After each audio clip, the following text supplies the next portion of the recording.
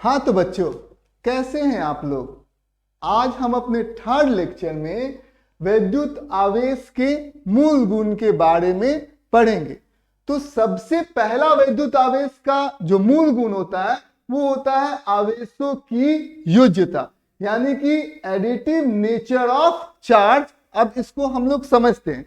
देखिए, हमारे पास एक वस्तु है, ठीक है, ये हमारे पास वस्तु है और इस वस्तु के बिंदु ए पर प्लस 10 कूलम का चार्ज है, बिंदु बी पर हमारा प्लस 15 कूलम का आवेश है और बिंदु सी पर हमारा माइनस 12 कूलम का आवेश है। तो यहाँ पर 3 बिंदु है और 3 बिंदु पर अलग अलग आवेश हैं। यदि हम बोले कि इस वस्तु पर आप कुल आवेश निकालिए तो आप जो है बिल्कुल भी आराम से निकाल सकते हैं। जैसे आराम से निकालने का मतलब क्या हो गया, कुल आवेश की यदि बात करें, टोटल आवेश की बात करें, तो आपने पढ़ा ही है साधारण जो अलजेब्रा का रूल होता है, नियम होता है जोड़ घटाव का, उसी प्रकार से हम लोगों को आवेश को भी जोड़ देना है। तो टोटल चार्ज यानी कुल आवेश की यदि हम लोग बात करें वो कितना हो जाएगा, 10 कूलम प्लस 10 कूलम और फिर क्या हो गया प्लस 15 कूलम, ठीक है, और फिर क्या हो जाएगा माइनस 12 कूलम। यानी कि कुल आवेश की यदि हम लोग बात करें तो हमारे सामने जो होगा वो 13 कूलम के बराबर कुल आवेश हम लोगों को निकल जाएगा। ठीक है, एक और क्वेश्चन हम आपको देते हैं बाबू। ये हमारे हैं राधे चाचा, ठीक है, ये राधे चाचा है, ठीक है। यहां पर ध्यान दीजिए, सिर के ऊपर इनके जो फेस होता है, फेस पर हम लोगों ने 10 कूलम का आवेश रख दिया। एक हाथ के ऊपर रख दिया -4 कूलम का, अगले हाथ पर रख दिया +4 कूलम का, एक पैर पर रख दिया -2 कूलम का, अगले पैर पर रख दिया +2 कूलम का। यदि हम लोग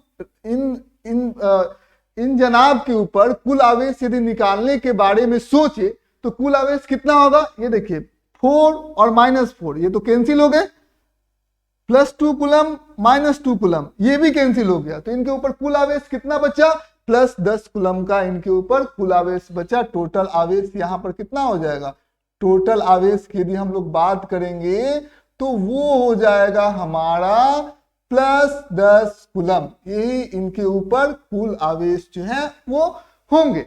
ठीक है, तो हम लोगों ने कहा कि हम लोग यहां पर लिख सकते हैं आवेशों को साधारण रूल ऑफ अलजेब्रा से, जो भी साधारण रूल ऑफ अलजेब्रा होता है, अलजेब्रा से हम लोग क्या कर सकते हैं, अलजेब्रा से जोड़ सकते हैं। ठीक है, जोड़ सकते हैं, जोड़ सकते हैं। साधारण रूल ऑफ अलजेब्रा आपको लगाना है, इसी को हम लोग क्या बोलते हैं, एडिटिव नेचर ऑफ चार्ज, आवेशों की योज्यता। ठीक है, अब आइए हम लोग दूसरे नियम की तरफ चलते हैं, वो है वैद्युत आवेश संरक्षित हैं। ठीक है, वैद्युत आवेश जो होते, दूसरा जो नियम है वैद्युत आवेश संरक्षित हैं। ठीक है, तो वैद्युत आवेश क्या है बाबू, वैद्युत आवेश संरक्षित हैं, संरक्षित हैं। यानी इसे हम लोग इंग्लिश में बात करेंगे तो इसको हम लोग बोलेंगे कंजर्वेशन ऑफ चार्ज। इसको हम लोग पढ़ेंगे, आइए हम लोग इसे हम लोग पढ़ते हैं, कंजर्वेशन ऑफ चार्ज। ठीक है, इसको हम लोग समझते हैं। अब देखिए, सबसे पहले हम दो वस्तु को लेते हैं। ये हमारा है वस्तु ए, ठीक है, और ये हमारा है वस्तु बी। ठीक है, दो वस्तु हमारे सामने हैं। इस वस्तु के ऊपर 10 इलेक्ट्रॉन्स हैं, 10 इलेक्ट्रॉन हैं और 10 प्रोटॉन्स हैं। ठीक है, समझ में, न्यूट्रॉन से हमें कोई मतलब नहीं है।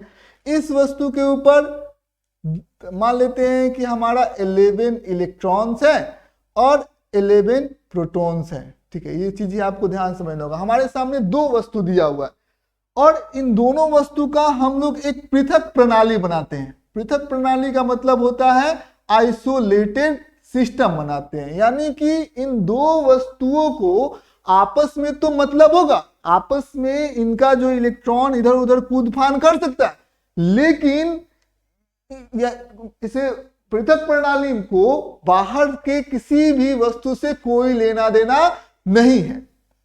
अब मैं आपसे पूछना चाहता हूं कि इस पृथक प्रणाली के ऊपर कुल आवेश जो है, कुल इलेक्ट्रॉन जो है, टोटल इलेक्ट्रॉन जो है वो कितने हैं, कुल इलेक्ट्रॉन कितने हैं, इलेक्ट्रॉन की कितनी संख्या है, टोटल इलेक्ट्रॉन की संख्या कितनी है बाबू? तो इस पृथक प्रणाली के ऊपर इलेक्ट्रॉन की संख्या इसमें 10 है और इसमें 11 है, तो 10 और 11 को मिला देंगे तो यानी कि इलेक्ट्रॉन की संख्या हो गया 21। ठीक है, अब हम लोग वही बात करेंगे कुल प्रोटॉन की संख्या, तो कुल प्रोटॉन की संख्या कितना हो जाएगा हमारे सामने? वो भी हो जाएगा 21 प्रोटॉन हो जाएंगे। अब इस पृथक प्रणाली के ऊपर कुल आवेश कितना होगा? तो इस पृथक प्रणाली के ऊपर कुल आवेश होगा, सबसे पहले इस पृथक प्रणाली का कुल इलेक्ट्रॉन की संख्या देखेंगे, वो 21 है, और कुल प्रोटॉन की संख्या देखेंगे, वो भी क्या है? 21 ही है। तो इस पृथक प्रणाली पर कुल आवेश जो है वो कितना हो गया? टोटल चार्ज कुल आवेश कितना हो जाएगा? 0 कूलम का है कुल आवेश। ठीक है, टोटल चार्ज, ठीक है, टोटल चार्ज जो सिस्टम पर है वो कितना है? 0 कूलम का है। अब हम लोग क्या करेंगे कि अब हम लोग इन दोनों को आपस में ही मतलब है, तो क्या इस पृथक प्रणाली का इलेक्ट्रॉन कम हो सकता है क्या? क्योंकि ना तो इसमें इलेक्ट्रॉन आ सकते हैं और ना ही इससे इलेक्ट्रॉन जा सकते हैं। तो इस पृथक प्रणाली का जो कुल इलेक्ट्रॉन की संख्या है वो बदलेगा क्या? कभी नहीं बदलेगा। ठीक है, कुल प्रोटॉन की संख्या बदलेगा क्या? वो भी नहीं बदलेगा। ना ही इलेक्ट्रॉन की संख्या बदलेगा बाबू और ना ही प्रोटॉन की संख्या बदलेगा। तो हम लोग कह सकते हैं कि इस पृथक प्रणाली पर कुल आवेश जो है वो क्या होंगे? संरक्षित रहेंगे, वो कभी भी परिवर्तित नहीं रहेंगे। इस यहां पर वो 0 कूलम है, 0 कूलम है, तो वो हमेशा 0 कूलम ही रहेगा। इसी को हम लोग बोलते हैं वैद्युत आवेश संरक्षित है। ठीक है, समझ में आ जाए? तो हम लोग कह देंगे पृथक प्रणाली, जितने भी पृथक प्रणाली है, आइसोलेटेड सिस्टम का आवेश जो है वो संरक्षित है। ये हमारा दूसरा टॉपिक हुआ। अब आइए हम लोग तीसरे टॉपिक में बढ़ते हैं, वैद्युत आवेश का क्वांटीकरण। अब हम लोग पढ़ेंगे क्या? वैद्युत, जितने भी वैद्युत आवेश हैं, पहले इसको हम आराम से लिखते हैं बाबू, और ये टॉपिक आपको याद हो जाना चाहिए। ठीक है, वैद्युत आवेश का क्या करेंगे हम लोग? आवेश का क्वांटीकरण। ठीक है, चाहे इसको हम लोग क्वांटाइजेशन बोलते हैं, क्वांटाइजेशन, और हिंदी में क्वांटीकरण भी बोलते हैं। ठीक है, वैद्युत आवेश का क्वांटाइजेशन। तो इसको हम लोग समझते हैं कैसे हम लोग वैद्युत आवेश का क्वांटीकरण हम लोग करेंगे। तो देखिए, आप एक बात देख सकते हैं, जैसे कि आप कोई घर होता है, ठीक, कोई घर होता है, देखिए ये आपका जो है वो घर है। ठीक है, आपका ये घर है। अब मान लेते हैं कि भाई आप अमीर आदमी हैं। ठीक है, तो आपका जो घर होगा वो एक फ्लोर का तो नहीं होगा, मतलब एक तल्ला होगा, 2 तल्ला होगा, 3 तल्ला होगा। ठीक है, मान लेते हैं कि आपका इसमें 3 तल्ले, जैसे मान लेते हैं कि यहाँ पर ये 1 तल्ला, 2 तल्ला और 3 तल्ला हो गया। ठीक है, तो इस चीज को आपको समझना होगा, 3 तल्ले का आपका घर है, समझ में? तो इस चीज को आपको समझना होगा कि 2 तल्ले के बीच में क्या कोई तल्ला होगा क्या? 2 तल्ले के बीच में, या तो आप ऐसे थोड़ी लिखते हैं 1 तल्ला, ठीक है, यहां पर गए 1.5 तल्ला, ऐसे थोड़ी लिखते हैं। या तो लिख सकते हैं कि 1 फ्लोर, फर्स्ट फ्लोर या सेकंड फ्लोर। तो फर्स्ट फ्लोर और सेकंड फ्लोर के बीच में क्या कोई फ्लोर होता है क्या? कोई फ्लोर नहीं होता है। इसी प्रकार से किसी भी वस्तु पर जो आवेश होते हैं वो क्या होते हैं? या तो 1 इलेक्ट्रॉन का होगा, या तो 2 इलेक्ट्रॉन का होगा। ठीक है, या तो 1 फ्लोर, या तो 2 फ्लोर, या 3 फ्लोर। ठीक है, फ्लोर की संख्या कितनी भी हो सकती है। बुर्ज खलीफा में सोच सकते हैं कितना फ्लोर है, इसमें अनंत तक जाया जा सकता है। ठीक है, तो जो इलेक्ट्रॉन की जो संख्या होगी, या तो 1 इलेक्ट्रॉन होगा किसी वस्तु पर, या तो 2 इलेक्ट्रॉन होगा, या तो 3 इलेक्ट्रॉन का आवेश होगा। वो ऋणात्मक भी हो सकता है और धनात्मक भी हो सकता है। समझ में आ गई? तो जितने भी आवेश होते हैं ये हमारा क्या है, इंटीजर है, एनी के फॉर्म में होंगे। ठीक है, या तो +1 इलेक्ट्रॉन का चार्ज या तो +2 इलेक्ट्रॉन का चार्ज। इसी प्रकार से किसी भी वस्तु पर आवेश होता है। ठीक है, किसी भी वस्तु पर ऐसा नहीं होगा कि आपका ½ इलेक्ट्रॉन का आवेश होगा, 2.4 इलेक्ट्रॉन का आवेश होगा, ऐसा नहीं होता है। ठीक है, अब इसको दूसरे तरीके से हम समझते हैं। ये हमारा एक वस्तु है। ठीक है, क्वांटीकरण को समझते हैं एक और तरीके से। ये 10 कूलम 10 इलेक्ट्रॉन इसमें है, 10 प्रोटॉन इसमें है। अब यहां पर क्या है, हमारा 11 इलेक्ट्रॉन है बाबू और 11 प्रोटॉन है।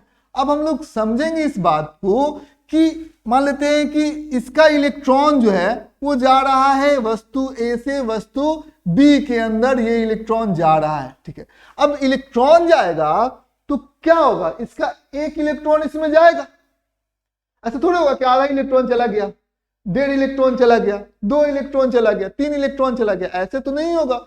या तो मान लेते हैं इंटीजर के फॉर्म में। ठीक है, समझ में आ जाए, इंटीजर के फॉर्म में जैसे 1 2 3 जा सकता है, 4 जा सकता है, 5 जा सकता है। ऐसा थोड़ी होगा कि 5.5 जा सकता है।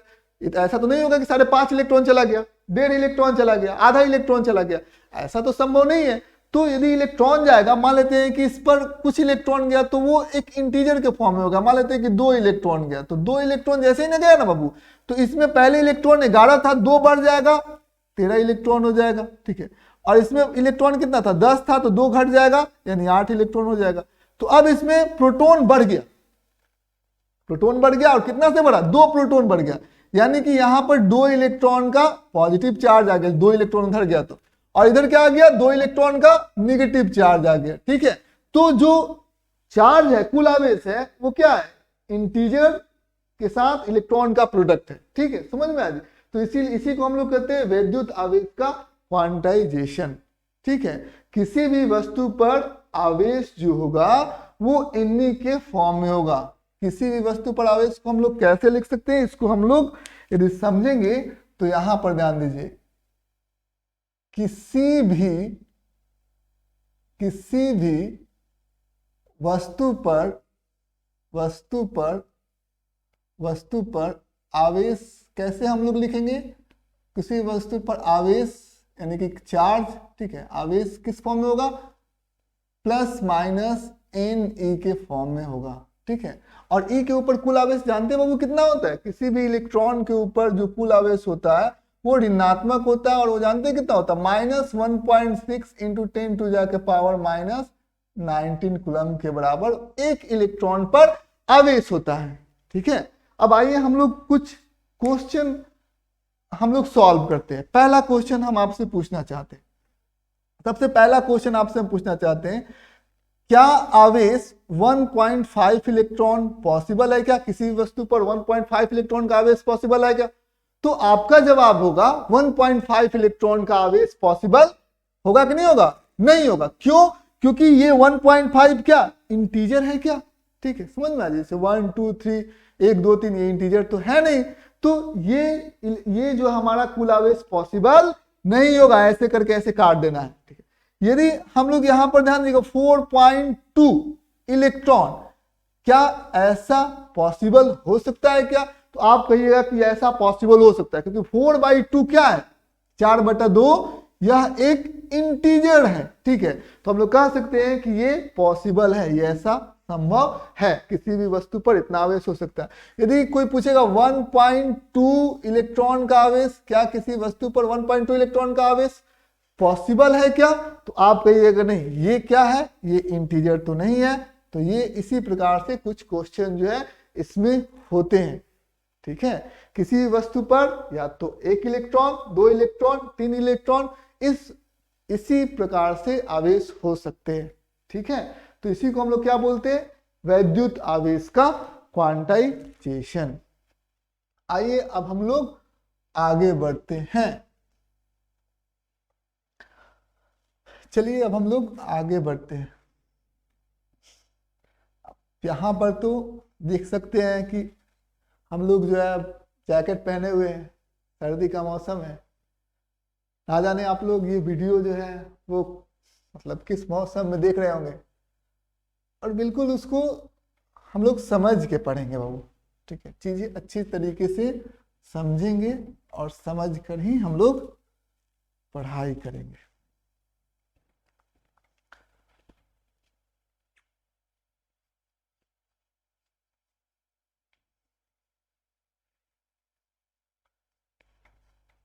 चलिए, ये आपका मिट गया, ठीक है। अब आइए हम लोग अलग अलग अगले टॉपिक की तरफ बढ़ते हैं। अब जो हमारा अगला टॉपिक है आवेश स्थानांतरणीय है, मतलब इसको समझते हैं। आवेश क्या होते हैं बाबू? जितने भी आवेश होते हैं, आवेश स्थानांतरणीय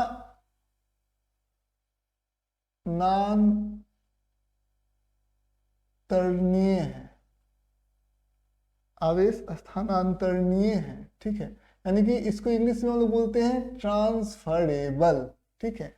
एक से एक जो होते हैं हमारे नाम हो जाते हैं, आवेश स्थानांतरणीय है। अब इसके ऊपर यानी कि यदि हम लोग इसको इंग्लिश में बोलेंगे ना तो क्या लिखेंगे? चार्जेज आर ट्रांसफरेबल, ठीक है। तो चार्ज जो होते हैं वो ट्रांसफर होते हैं। अब हम लोग इसको समझते हैं। देखिए, ये हमारे पास कोई वस्तु है, ठीक है, समझ में मान लेते हैं कि ये हमारे राधे चाचा है बेचारे। कौन है हमारे? ये हमारे राधे चाचा है, ठीक है, राधे चाचा है, ठीक है।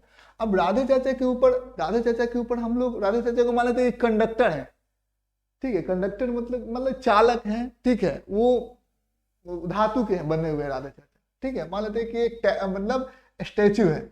अब यहाँ पर राधे चाचा के ऊपर हम लोगों ने आवेश रख दिया है, प्लस इनके चेहरे के ऊपर हम लोगों ने आवेश रख दिया। देखिए इसके बीच में प्लस 10 कूलम का आवेश हम लोगों ने रख दिया राधे चाचा के ऊपर, ठीक है।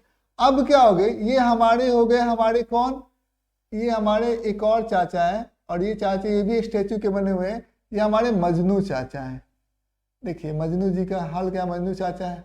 अब मजनू चाचा है, अब मजनू चाचा के ऊपर भी आवेश है। मान लेते हैं कि ये आवेश जो है वो हम लोग लिख देते हैं, मजनू चाचा बेचारे न्यूट्रल आदमी है, ठीक है, तो इनके ऊपर आवेश लिख देते हैं 0 कूलम का, ठीक है। अब राधे चाचा और मजनू चाचा जो है आपस में गले लगते हैं, दोनों धातु के बने हुए हैं। तो क्या होगा? राधे चाचा का जो धनात्मक आवेश है वो कुछ धनात्मक आवेश कौन ले लेगा? मजनू चाचा ले लेंगे, ठीक, समझ में आ गई? तो हम लोगों ने देखा कि किस प्रकार से राधे चाचा और मजनू चाचा को यदि हम लोग ज्वाइन कर देते हैं, जोड़ देते हैं, चाहे गले लगा देते हैं, तो जो राधे चाचा का आवेश है वो किस में चला जाएगा?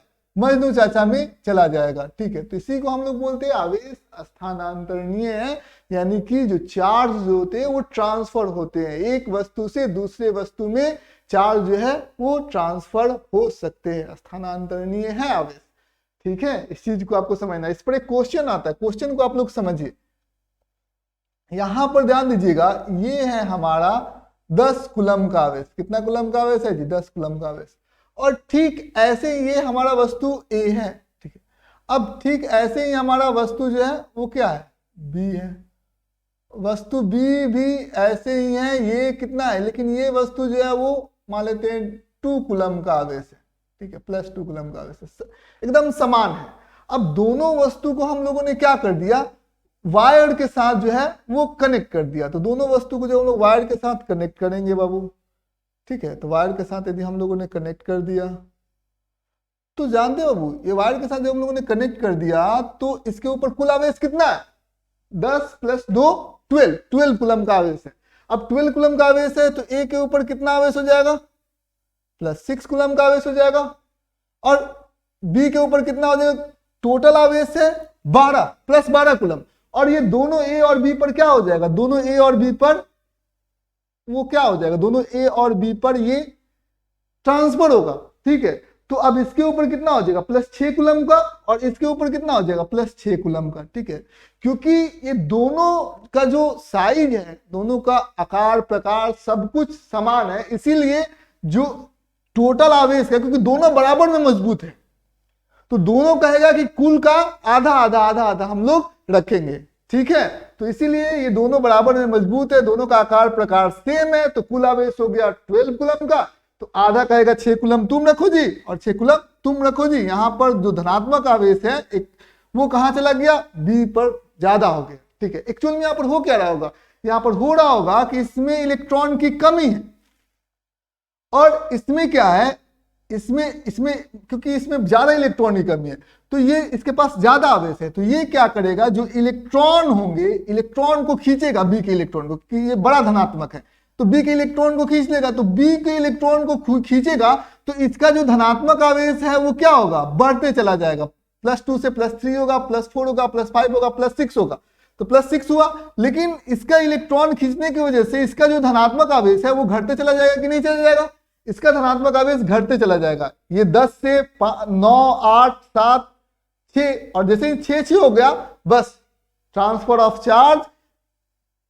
खत्म हो जाएगा, और ट्रांसफर ऑफ चार्ज खत्म हो जाएगा तो इस पर +6 कूलम का और इस पर +6 कूलम का आवेश होगा, ठीक है। तो इसी प्रकार से आप क्वेश्चन जो है वो बना सकते हैं, आवेश स्थानांतरणीय होती है।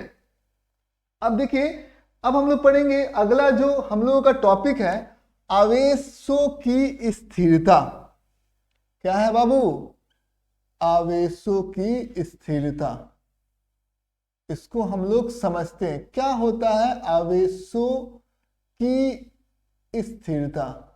स्थिरता समझिए इस बात को, आवेशों की स्थिरता क्या होता है, तो इसको आपको ध्यान समझना होगा। देखिए ये हमारे, ये आप समझिए ये आप है, ठीक है।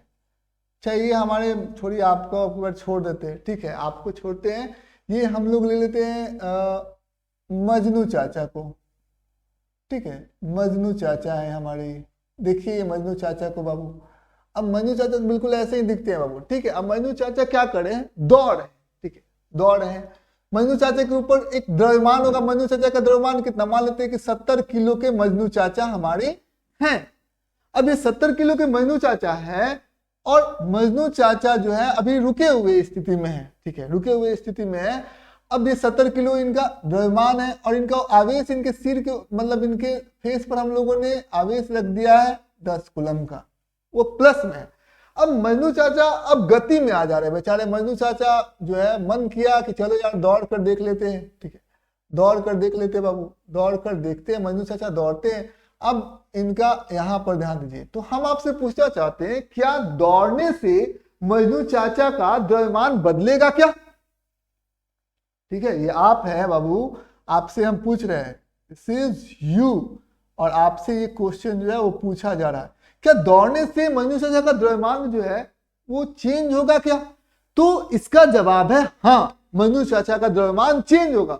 मजनू चाचा का द्रव्यमान पहले कितना था, 70 किलो था। अब 70 किलो से उनका द्रव्यमान जो है थोड़ा सा आपको बढ़ा हुआ मिलेगा, ठीक है, क्योंकि जितना आप रुके हुए थे तो अब 70 किलो का था, वो दौड़ना चालू कर दिए तो उनका गति के वजह से उनका द्रव्यमान जो है वो क्या हो जाएगा, बढ़ जाएगा, ठीक है, समझ में आया। तो मजनू चाचा का द्रव्यमान क्या हो गया, बढ़ गया। अब आप सोच रहे हैं अब द्रव्यमान तो बढ़ गया भाई, अब हम आपसे पूछ रहे हैं बाबू कि द्रव्यमान तो बढ़ गया, आप एक बात बताइए, क्या मजनू चाचा के ऊपर जो आवेश होगा उस आवेश में कुछ परिवर्तन होगा कि नहीं होगा। तो इसका इंटरेस्टिंग जवाब है, द्रव्यमान गति पर निर्भर होता है लेकिन आवेश को गति से कोई लेना देना नहीं होता है। अब मजनू चाचा का स्पीड चाहे कुछ भी हो जाएगा, मान लेते हैं कि 100 मीटर पर सेकंड की स्पीड से दौड़ रहे हैं, ठीक है, उसाइन बोल्ट को 21 सेकंड में 100 मीटर दौड़ जा रहे हैं, तो उससे क्या फर्क पड़ता है, मजनू चाचा का आवेश क्या होगा, अब भी कितना होगा, +10 कूलम होगा। तो यहां से हम लोगों को ये समझ में आ रहा है कि आवेशों को, जितने भी आवेश होते हैं उसे गति से कोई लेना देना नहीं होता है। गति चाहे कुछ भी हो, आवेश जो होते हैं वो स्थिर होते हैं, उनको गति से कोई मतलब नहीं होता है, ठीक है। तो ये हमारा हो गया आवेशों की स्थिरता। अब हम लोग अगला टॉपिक जो पढ़ेंगे, आवेश जो होते हैं ना, जितने भी आवेश होते हैं, आवेश जो होते हैं वो चालक के सतह पर होते हैं, ठीक है। आवेश कहाँ होते हैं, आप आवेश को देख लीजिएगा, आवेश चालक के जानते हैं क्या होते हैं वो? चालक के सतह पर होते हैं, सतह पर होते हैं, ठीक है, होते हैं, ठीक है, होते हैं, ठीक है। अब यहां पर ध्यान दीजिए, इसमें क्या होता है, देखिए सबसे पहले हम लोग इसको समझते हैं। देखिए ये हमने एक बना दिया बाबू, ठीक है, ये मान लेते हैं कि ये आपका दुश्मन है, ठीक है, दिस इज योर एनिमी, ये आपका दुश्मन है, लेकिन ये हंस रहा है, ठीक है, दुश्मन जो है हंस रहा है।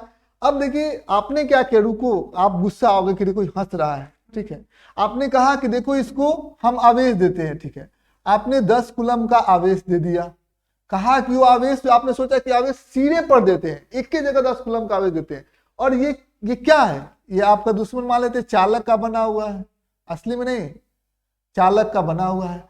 अब क्या हुआ कि आपने 10 कूलम का आवेश दिया, अब ये जो आवेश है इसके पूरे चारों तरफ क्या हो जाएगा, क्या आपने सिर पर दिया तो क्या सिरे पर रहेगा यार, कि पूरी तरीके से इसके हाथ पैर हर एक जगह क्या होगा, चालक है तो फैल जाएगा, ठीक है।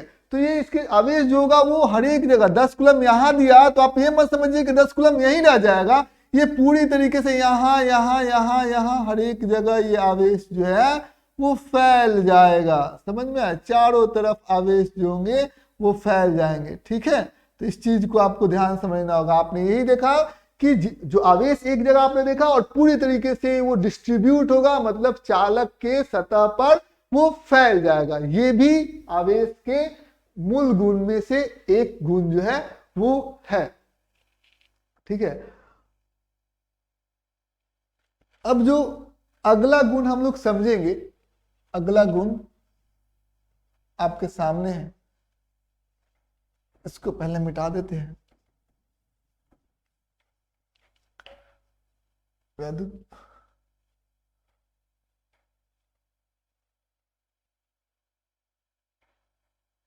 अब जो नेक्स्ट गुण हम लोग पढ़ेंगे वो बड़ा इंटरेस्टिंग है। देखिए ये हमारे 3 है बाबू, ठीक है, ये हमारे हैं मजनू बाबू, ठीक है, कौन है बाबू ये हमारे हैं मजनू बाबू, ठीक है, ये हमारे मजनू बाबू हो गए। अब मजनू बाबू के ऊपर हम लोगों ने आवेश रख दिया, कितना आवेश रख दिया बाबू मजनू जी के ऊपर, मजनू जी के ऊपर हम लोगों ने 10 कूलम का आवेश, मान लीजिए इन पर आवेश है, कितना है उससे कोई लेना देना नहीं है। अब ये हो गए हमारे एक अलग मित्र हैं, ये हो गए हमारे राधे बाबू, देख लीजिए बाबू, समझ लीजिए राधे बाबू ये हैं, ध्यान देना राधे बाबू पर। लेकिन मजनू बाबू स्थिर है, मतलब ये क्या है, रेस्ट में, ठीक है, स्थिर है मतलब क्या है, रेस्ट में है, ठीक है, विराम में है। मजनू को हमने कहा मजनू यार तुम विराम करो, मजनू विराम में हो गए। राधे बाबू को हमने कहा कि ये भाई राधे तुम गति में आओ, लेकिन तुम्हारा वेग जो है ना, जो वेलोसिटी है वो वेग जो होना चाहिए वो स्थिर होना चाहिए, यानी कांस्टेंट होना चाहिए, वेग में तुम बदलना नहीं। और इसको कहा कि तुम रुका हुआ रहना, विराम में रहना, रेस्ट में रहना तुम, ठीक है। और उनका वेग हम लोगों ने क्या किया, कांस्टेंट कर दिया। अब राधे बाबू हो गए। अब फिर और है हमारे ये हो गए बाबू हमारे, ठीक है, ये कौन है बाबू हमारे, राधे बाबू मजनू बाबू हो गए। अब ये हो गए बाबू राम, ठीक है, इनका नाम हम लोग रख देते हैं राम। इनके ऊपर भी मजे की बात है कि तीनों के ऊपर हम लोगों ने आवेश रख दिया है, तीनों के ऊपर आवेश हम लोगों ने रख दिया है। ये हमारे राम जी हैं, ठीक है, राम बाबू हैं, ठीक है, राम बाबू ही रख देते हैं, किसी का नाम होगा राम, समझ में तो राम बाबू रख देते हैं। अब इनको हम लोग कहते हैं बाबू कि आप जो है इसमें आप वेग जो है ना, यहाँ पर अब की बार वेग को हम लोग क्या करते हैं, वेग को हम लोग कहते हैं कि आप परिवर्तित करिए, ठीक है। तो यहाँ पर वेग जो है वो हम लोग लिख देंगे कांस्टेंट नहीं है, यानी स्थिर नहीं है, वेग में परिवर्तन हो रहा है, वेग कांस्टेंट नहीं है। अब 3 सिचुएशन हमारे सामने दिया है। अब तीनों स्थिति में पहला वाला, ठीक है, पहला वाला ये क्या है, आवेश है और ये क्या है, विराम में है। तो आवेश यदि विराम में है तो सिर्फ और सिर्फ ये जानते हैं क्या उत्पन्न करेंगे, ये उत्पन्न करेंगे सिर्फ और सिर्फ वैद्युत क्षेत्र यानी कि इलेक्ट्रिक फील्ड। ठीक है, ये क्या उत्पन्न करेंगे, इलेक्ट्रिक फील्ड, जिसको हम लोग ई से रिप्रेजेंट करते हैं, इंग्लिश हिंदी में हम लोग बोलेंगे वैद्युत क्षेत्र। केवल वैद्युत क्षेत्र ही होगा इनके पास, इसके अलावा और कुछ नहीं होगा। ठीक है, वैद्युत क्षेत्र हो गया। अब यहां पर हम लोग देख रहे हैं कि इनका वेग क्या है, वेग जो है वो कांस्टेंट है, बदल नहीं रहा है। तो वेग यदि कांस्टेंट है मतलब बदल नहीं रहा है, तो ये वैद्युत क्षेत्र तो क्योंकि आवेश है तो वैद्युत क्षेत्र तो उत्पन्न करेंगे ही करेंगे। और साथ ही साथ ये क्या उत्पन्न करेंगे, वैद्युत क्षेत्र उत्पन्न किया, साथ ही साथ जो चुंबकीय क्षेत्र होता है, मैग्नेटिक फील्ड होता है, वो दोनों उत्पन्न करेंगे। तो ये उत्पन्न करेंगे इलेक्ट्रिक फील्ड यानी वैद्युत क्षेत्र और चुंबकीय क्षेत्र जिसको हम लोग मैग्नेटिक फील्ड से रिप्रेजेंट करते हैं, बी से रिप्रेजेंट कर दिया। ये वैद्युत क्षेत्र है, वही ये वैद्युत क्षेत्र है और ये चुंबकीय क्षेत्र है। ठीक है, अब यहां पर क्या है, यहां पर वेग क्या है, कांस्टेंट था, बदल नहीं रहा था, इनका वेग जो था वो कांस्टेंट था। यहां पर ध्यान दीजिए वेग जो है वो कांस्टेंट है कि नहीं, स्थिर है कि नहीं, यहां पर वेग जो है वो बदल रहा है यानी कि इस राम जी के पास क्या होगा, त्वरण होगा यानी एक्सेलरेशन होगा। ठीक है, अब कोई भी चार्ज जिसके पास कोई भी आवेश भी है और त्वरण भी है, कोई भी आवेश जिसके ऊपर त्वरण होगा, ठीक है, तो उसको वो तो पहले क्योंकि आवेश है तो वैद्युत क्षेत्र तो उत्पन्न करेगा, तो वैद्युत क्षेत्र उसने उत्पन्न कर दिया। ठीक, और फिर क्या हो गया, ये चुंबकीय क्षेत्र है, चुंबकीय क्षेत्र भी उसने क्या कर दिया, उत्पन्न कर दिया, दोनों चीज उसने उत्पन्न कर दिया। लेकिन साथ ही साथ क्योंकि इसमें वेग जो है वो परिवर्तित हो रहा है, तो वो क्या उत्पन्न करेगा, वो उत्पन्न करेगा एक प्रकार की तरंगे, इलेक्ट्रोमैग्नेटिक वेव, जिसको हम लोग इलेक्ट्रोमैग्नेटिक वेव, ये तरंगे जो है वो उत्पन्न करेगा। ठीक है, तो इस चीज को आपको ध्यान से समझना होगा। अच्छा, एक बात हम लोगों को बताइए, इलेक्ट्रॉन जो होता है, एक क्वेश्चन है आप लोगों के लिए, बहुत इंटरेस्टिंग क्वेश्चन है। इलेक्ट्रॉन जो है वो न्यूक्लियस के चारों तरफ यानी नाभिक के चारों तरफ चक्कर लगाता है कि नहीं चक्कर लगाता है, इलेक्ट्रॉन नाभिक के चारों तरफ चक्कर लगाता है, ये बात तो आप लोगों को बड़े ही आराम से मालूम है।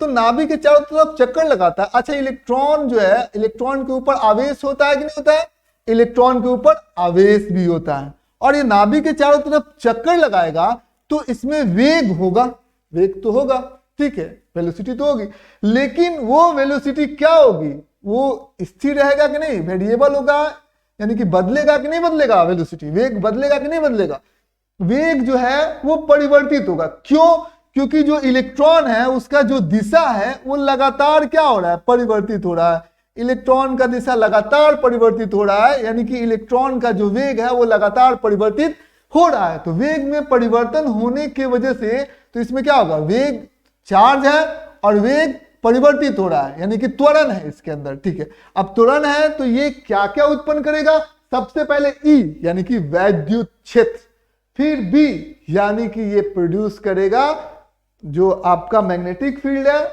उसको, यानी कि आप ये मैग्नेटिक फील्ड भी ये क्या करेगा, प्रोड्यूस करेगा, और साथ ही साथ इलेक्ट्रोमैग्नेटिक वेव को भी ये उत्पन्न करेगा। ठीक है, समझ में, ये तीनों चीज ये उत्पन्न करेगा, समझ में आया। तो ये आपका क्वेश्चन था, ये आपके सामने इसका आंसर है। ठीक है, आज के क्लास में बस इतना है।